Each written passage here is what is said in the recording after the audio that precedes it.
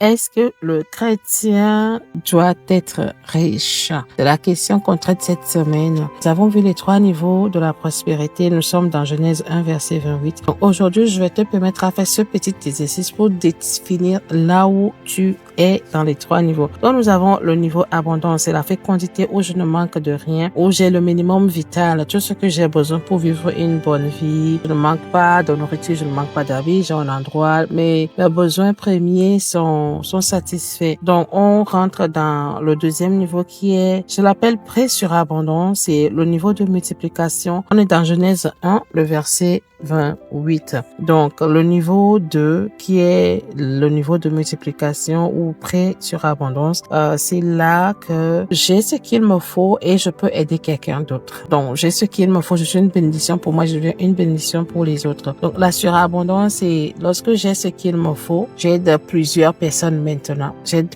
plusieurs personnes. Maintenant, comment je vais savoir? Donc tu prends toutes tes dépenses. Parce qu'il y a des gens, surtout les gens qui sont en Occident, vous vivez sur des crédits et vous faites un genre de OK, je vis dans l'abondance ou je vis dans la fécondité. Maintenant, toi-même, tu ne peux pas te mentir, OK? Donc tu fais toutes tes dépenses, tu vois, est-ce que le salaire que je gagne suffit pour toutes mes dépenses? Est-ce que ce que je gagne par mois couvre mon loyer? Est-ce que ça couvre le paiement de ma voiture? Si tu as une voiture achetée ou à crédit, est-ce que ça couvre le vêtement, mes vêtements, mes habits, les choses basiques que je veux faire?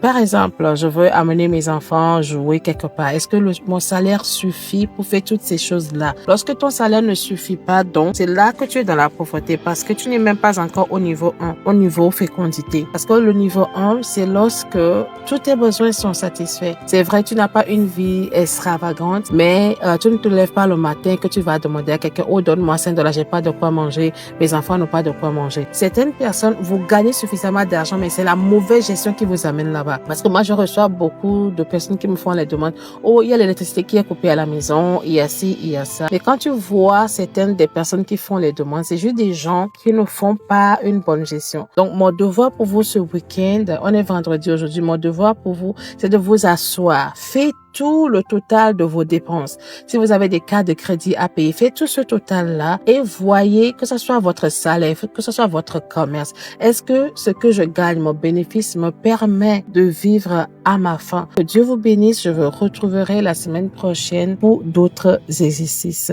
Amen.